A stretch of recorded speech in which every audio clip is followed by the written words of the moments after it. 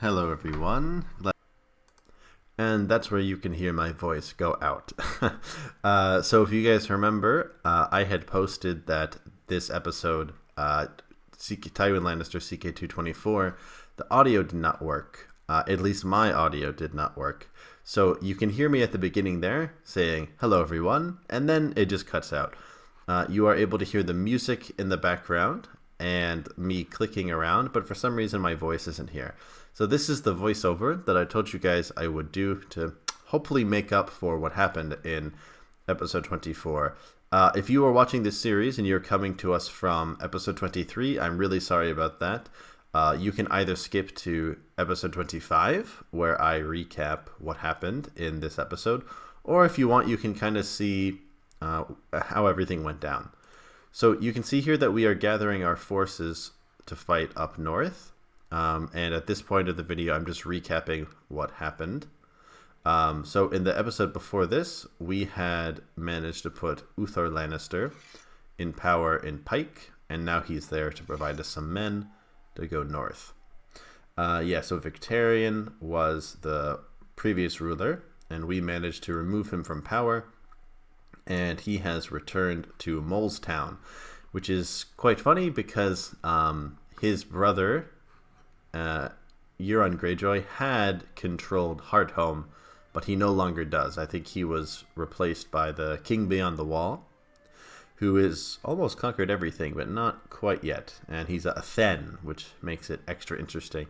One day I'd really like to do a Then playthrough, and I think I was just looking at claimants there to see if I could maybe push a claim and bring Beyond the Wall into the kingdom. But okay, so Uther is here in power. He is marrying a Harlaw. And actually, if you look at this fist up here, there is a Harlaw who wants to gather some men and take Harlaw Island back, but he never really rallies enough people. But okay, so not really sure what I was talking about at this point. I think I was just talking about how Victarion... yeah, I remember now. Once we did this war against him, there was this weird glitch where he was imprisoned by one of my vassals, and even though he had lost and he was imprisoned, I had to, use cheat codes to essentially get him to give up all of his titles because there was some weird glitch going on. But okay. I might skip ahead a little bit here. Aha, yes, that is right. And during this glitchy period, Aemma Arryn was arrested because she failed to answer the call to arms. But I think lore-wise, that kind of makes sense. So the Arryns have always been the hardest house for us to crack. We were not able to get them through war. We had to get them through succession. So Aemma Arryn, okay, you can think of it this way. When we tricked Victarion into inciting revolt, so we tricked him into revolting, thinking that there were other vassals that would support him. Maybe Aemma fell for it. Aemma has always hated us. She was born in our dungeon, so it kind of makes sense that she would also oppose us, even though that's not exactly how it went down because, again, there were some glitches with Victarion's surrender. But he had lost. He was imprisoned, so I took his titles through cheat codes. That would have been how it worked otherwise. And this is really advantageous for us because you can see here Alan Lannister has died and there is no Lannister heir to the Vale. So Aemma being imprisoned really works to our advantage here. Otherwise it would go through these different errands in the line of succession. Yeah, and I think most of these errands are at our court, but I don't really have any more Lannisters to marry them to, and I don't want to wait for it. So revoking her title was an option, but it would have caused a lot of blowback in my council. And here I am just trying to rearrange my council so that I can put her on trial. And at this point, I think this is when I Googled whether or not the Master of Laws actually affects the trial. And And as far as I know, he doesn't. It's actually the Hand of the King who does it. And my Hand of the King had terrible diplomacy. But okay. So yeah, this is when Marcella became my Master of Laws as well. Alright, so we're going to call her to trial. Let's do it. And rather than having a normal trial, she decides that she wants a trial by 7. Well, you'll see that in a moment. But yeah, you can see up here that Leslin, the Accursed, this is my nephew, he's my brother Jerry son. Pretty much all of the vassals have risen up against him, except for the Manderleys, which makes sense because actually I think right now the Lannisters control this territory. The Hornwoods, who are actually now controlled by the Starks, and the Boltons. The Boltons have never rebelled against them, but everyone else has. We had put down a revolt previously where they were trying to put the Starks back into power. But now most of them... that revolt was slapped down, and now they control House Hornwood because Tywin was able to get his hands on a lot of Hornwoods. But yeah, you can just see the Riswells, the Glovers, the Mormonts. They're all against Leslin here. Okay. So the Northern Army, which had come south to help against the Iron Islands, is going back north. So this was a good time for them to strike because the whole army was south of the neck. If they had been able to mobilize quickly enough, maybe they could have stopped him. But yeah, we're going to send our Ironborn up to Bear Isle. And yeah, you can see Geryon actually controls the Manderley territory, and Leslin is married to a Manderley. The Starks, they're in control of the Hornwood because Tywin put all of the Hornwoods to death, and now the Starks are the Lords of the Broken Branch. And then, yeah, House Bolton has never rebelled against us, yet. And as far as I know, Bruce is still kicking in episode 29, so... he has really stuck around. He's a bit younger than Tywin, so. But alright. This is a little weirder than I thought it would be. Okay, my game's glitching out a little bit. Sorry about that, guys. Okay, yeah, the video was a bit wrong. Alright, so here we go. Trial by 7. So the trial of 7 is a form of trial by combat linked to the faith of the Seven and Andal tradition. Andal. The Andals believe that if 7 champions fought on each side, the gods thus honored would be more likely to see justice done. So she's going to set up her own champions, and then they will fight against my Kingsguard. And there's a nice drawing there, I think from the Dunk and Egg series. Which, that was a pretty good book. I don't know if you guys have read that one. I think I read the first 2 Dunk and Egg stories, but I don't think I finished the 3rd one with, like, the Dragon Egg. I gotta watch that again with the Butterwells. But okay, I remember at this point I was kind of worried, because this is the first time I've actually had this happen in this game. Although, we do have another trial by 7 later against Oberyn. And this is the point where I'm trying to find the white book. Earlier, I forgot that button was there, but I just take a quick look. Selmy's still with us. Mr. Creighton Royce, quite good fighting skills. Mr. Baroon, also good fighting skills. Sir Ut, excellent fighting skills. Mr. Viprin, also good, 95. And Buckler, 85. And, of course, Lord Commander Gwaine, the yellow. He had cancer, but he is still... quite a good fighter, expert fighter, or formidable fighter, I'm sorry, you can see here, even though he's got cancer. So, at this point, I'm feeling pretty confident. Alright. And again, sorry, the video, my media player might disrupt the video a little bit. But okay, so now we are rolling. The mobilized North Army is striking.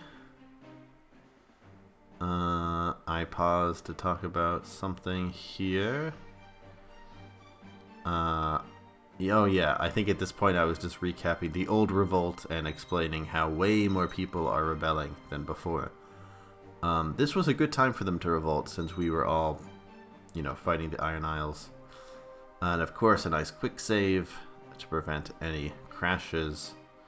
And here, Uthor is beginning his first military expedition, I think. Okay. And here I'm just deciding where I should put them. Alright, so our champions have assembled. Yes, they arrive at the Red Keep. Let the trial begin, the fight before the gods. Alright. Alright. Yes, so we have quite a few people. Lord Durham, Sir Jeramor, Sir Perrin. King Richard of the Vale is actually fighting on Aemma's side. So he must have some feelings for her, even though he's gay and they don't have a living child together. They had a child together. Alright, so Sir Buckwell has beaten Sir Durham in our favor. And then Mr. Viprin has defeated Lord Paramount Aemma Arryn, so she had to fight herself, which I don't think she has very good marshals, so... And then Creighton Royce was able to defeat Mr. Egan. And then, yes, Viprin also subdued Richard Lannister in combat. And Mr. Buckwell has defeated Sir Jeramar Cressy. And finally, I think this is the last one, Royce Coldwater has defeated Mr. Buckwell as well. Actually, but no. Oh, yeah, okay. So this is the one victory they had, Mr. Coldwater defeating him. And then the Bruins defeated the Corbrays, and the Royce defeated the Coldwater, and actually slayed him in combat. And my Lord Commander, even with his cancer, was able to win in his part. So we lost one battle, but their victor actually died. And here I think Tywin is celebrating his cynicism. So Lady Arryn has been defeated, and she's been proven guilty. So here I have a few different options. Death, sending her to the priesthood, and letting her rot in the cells. I think I ultimately decide to let her rot because there's no Lannister heir. So if I had killed her, or send her to the priesthood, the Lannisters would not have taken it. So what I end up doing is revoking the title, which is kind of stupid because she went on trial and was found guilty, but that wasn't an option for me. So I have to take a lot of opinion hits, revoking all of her titles. Here, the Giant's Lands, the Kingdom of the Vale, Lordship of the Eyrie.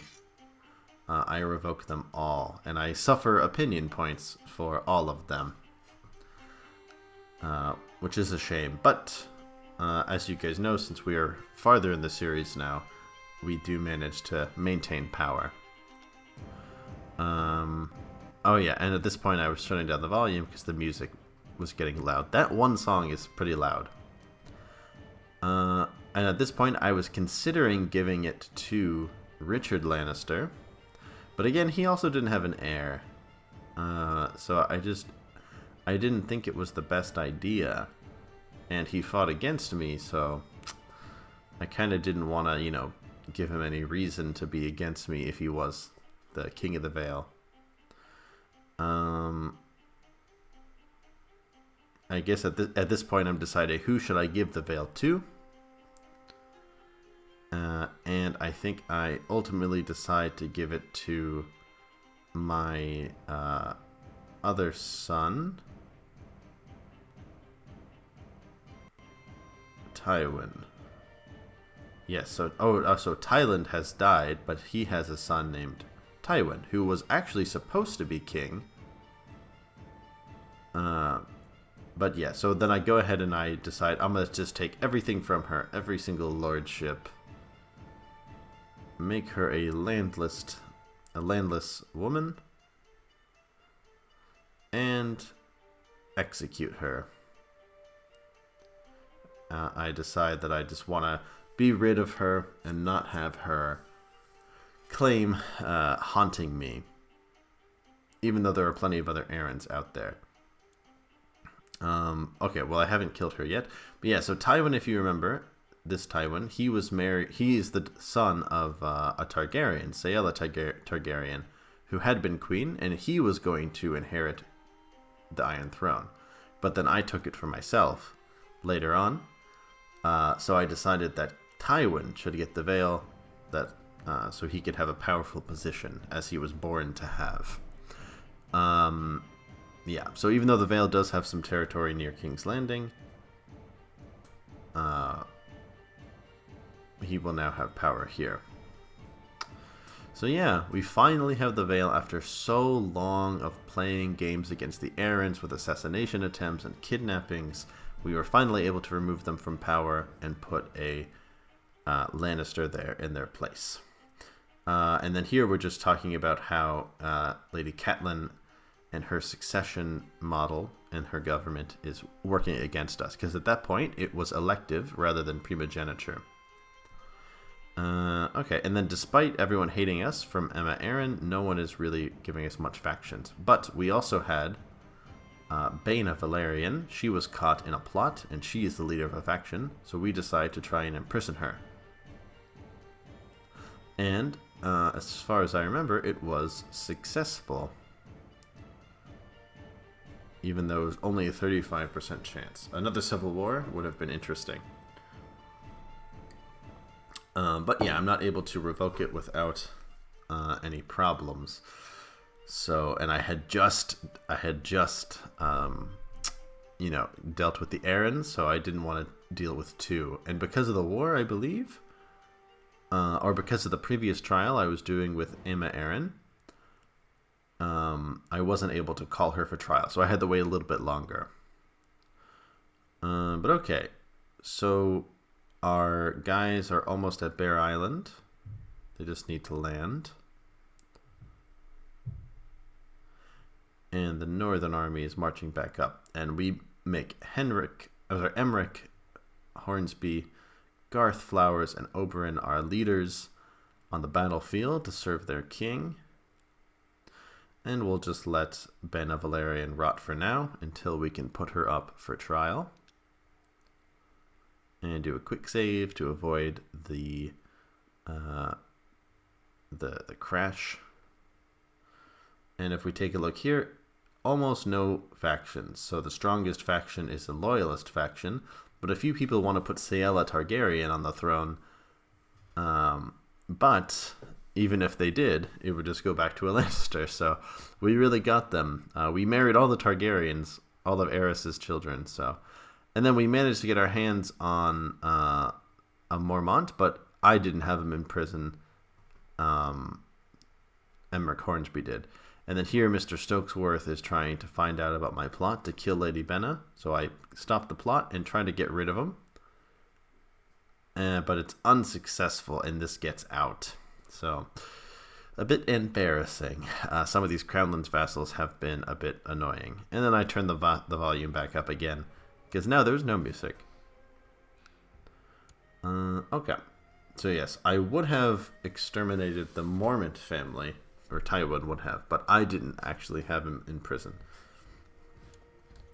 Alright, so we're going to land our guys at Deepwood Motte and send the boats back so we don't have to pay for them. Because once the war's over, we can just disband them. Okay, so we're amassing the rest of our armies north. I think Tywin always loves ending dynasties, so he's hoping that with his armies he could capture some men and end some dynasties. So he's going to start with the Wolf's Wood and make his way down. And then we have another daughter, Joanna Lannister, born to Ronard Bolling and my daughter. He, of course, is set to inherit the Stormlands from Ormond Bolling, who we put there to replace the Baratheons, after marrying both of his sons matrilineally to Lannisters, of course. And then we changed this name Joanna to Fiona because we have a few too many Joanna Lannisters. We don't want to get too repetitive.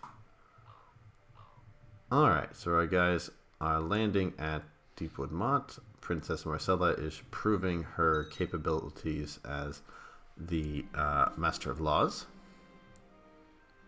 And I can finally call her for trial. I name a Warden of the East, the new King Tywin of the Vale, or Lord Paramount at this point of the Vale. Oh, sorry guys, videos, I think the media player is causing some problems, but of course Jaime should be Warden of the West. Oh, okay, and then this is a problem that we've seen consistently.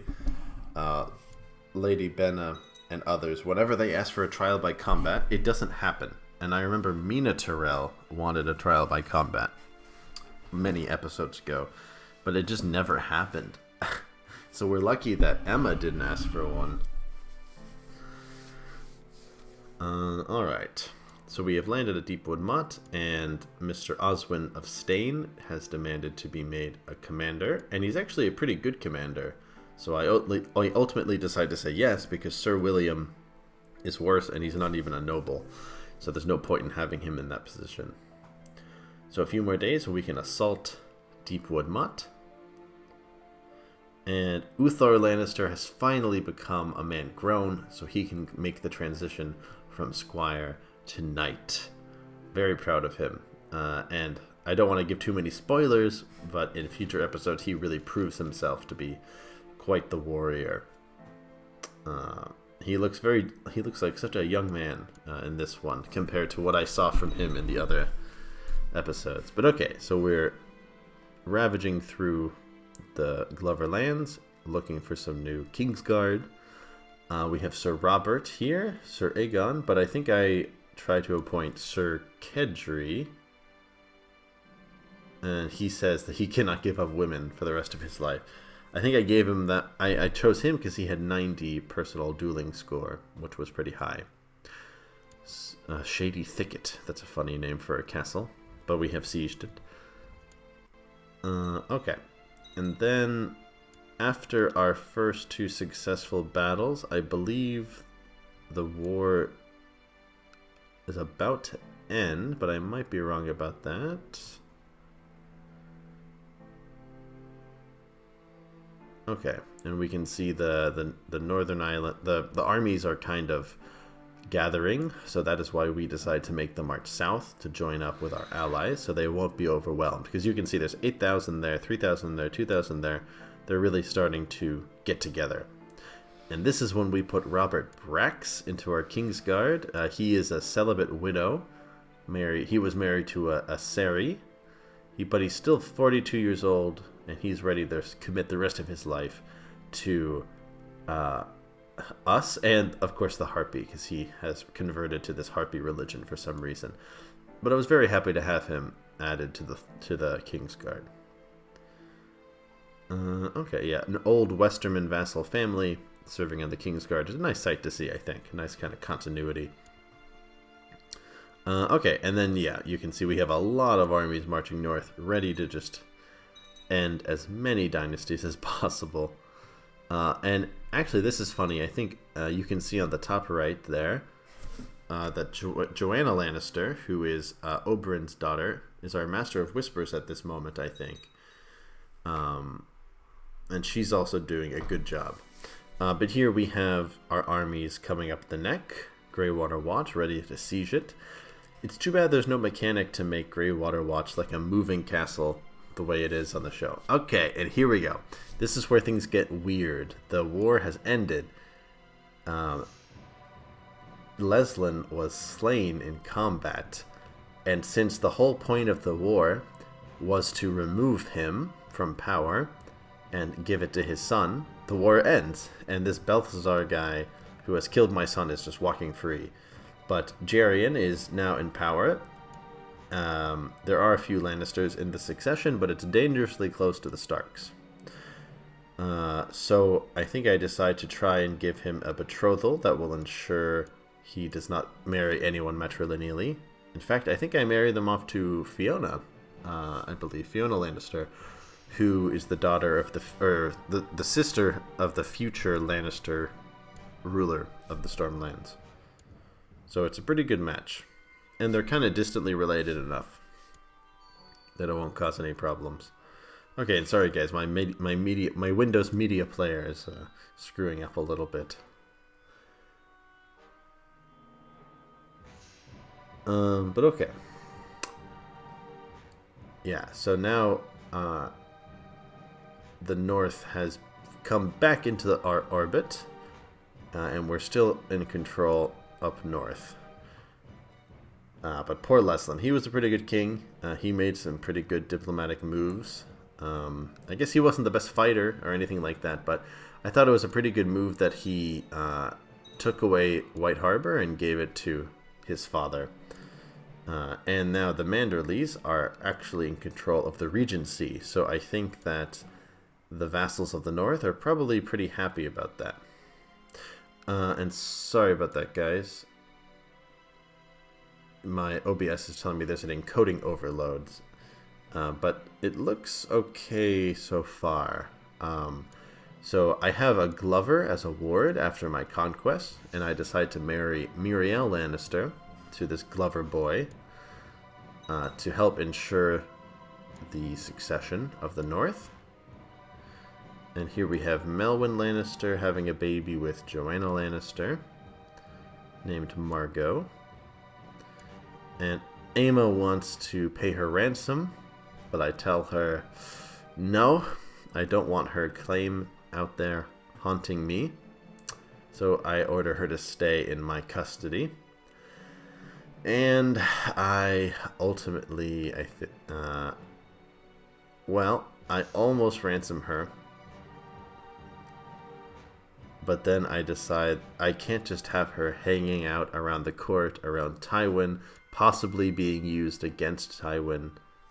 You know, the vassals could conspire against him and force him off the throne. And he has made an alliance with this Birch family.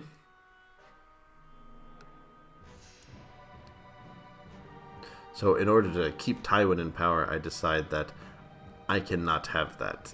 I cannot have Aemma staying in the Vale with all of her vassals, looking at Tywin and seeing him as like an obstacle that needs to be removed. So at this point, I believe I decide to execute her, and especially because we also had Richard Lannister hanging around as well in power.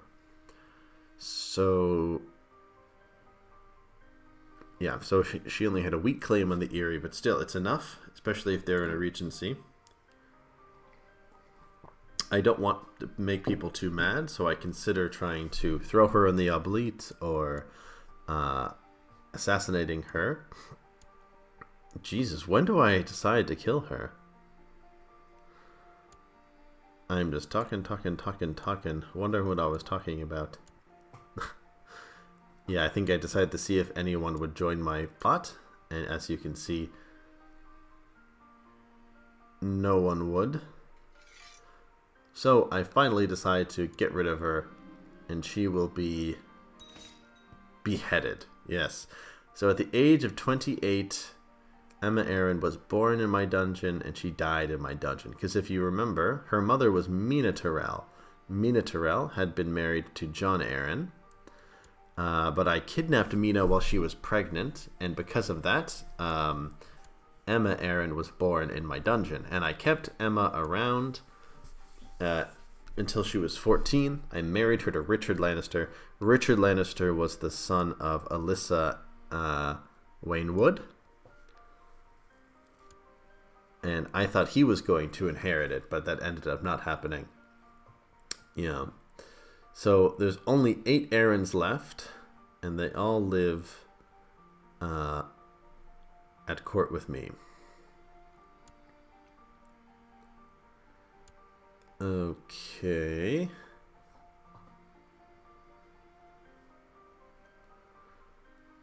Yeah, so at this point I think I was reminiscing about Jon and how the Arryns were really the only family that I could not displace. Like, there were no claimants that I could put on the throne, and no one was willing to help me get rid of them. But Mina Tyrell is still kicking. She's still out there. And I'm sure she's not happy about what I have done to her family. But yeah, it's really sad. I guess Aemma got to enjoy 14 years as Lady of the Vale, but her life was cut short. Maybe if Alan hadn't died, I would have kept her around, but just didn't work. And now, yeah, Richard is widowed. Even though he's gay, I think he loved his wife, and definitely didn't want to see her killed. He even fought for her to try and save her, but unsuccessfully. Alright. So now we have Tywin in charge of the Eyrie. And I think at this point, I am just talking about how the Tullys are standing in my way. They still have this elective succession that will deny a Lannister heir. And I'm exploring different options to get rid of her, but it would require me to either break a non-aggression pact, or maybe kill her and then screw over Brynden instead, but she's actually in hiding. So it would be really hard to get my hands on her.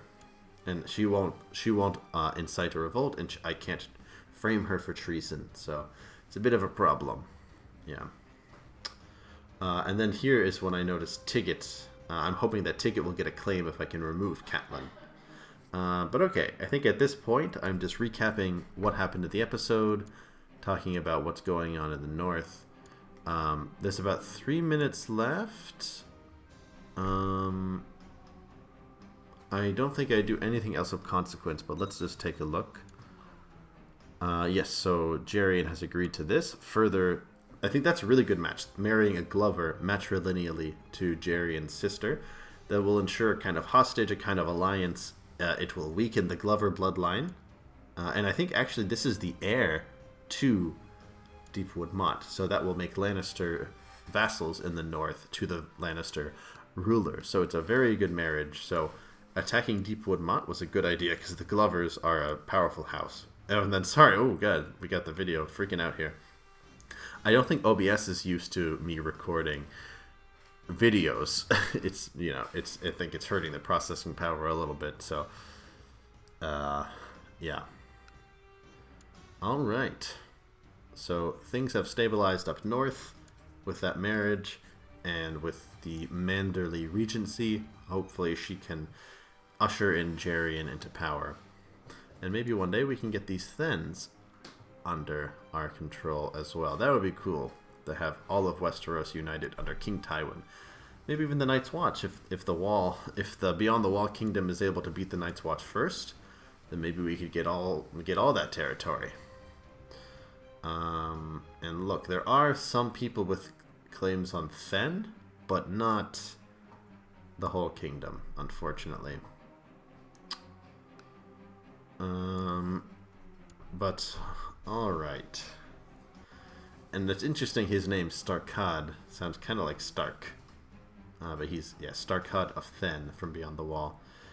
Alright. And I could actually claim Hardhome for Euron. That would be an interesting idea. An interesting way to kind of reclaim the North. Or not reclaim, but claim the North. But obviously I wouldn't want to have Greyjoys ruling up there. It'd be funny to think of like a tribal Lannister. But okay, yeah. So here I'm just talking about how now Joanna Lannister will inherit from Oberyn, but that I probably won't live to see it. And the same thing, Lannisters will inherit the Stormlands, but I won't live to see it because Tywin's so old. Catelyn is causing me some problems. She has this son Tigget, who I'm hoping will get a claim once Catelyn is removed, but there's no guarantees. Yeah. Alright, and I think that's where I decided to end the episode. So at this point in the story, Tywin is 64 years old. We finally gotten the Arryns out of the Vale. The North has finally been stabilized. There are Lannisters ruling in the Iron Islands. There are Lannister heirs in the Stormlands and in Dorne. But at this point, Tywin is very old and might not live to see them. But they're there. But the biggest obstacle are the Tullys, who have this elective system that will need to be changed to a primogeniture system. So, that was the episode, guys. That's basically everything that happened. I hope that this voiceover was better than nothing.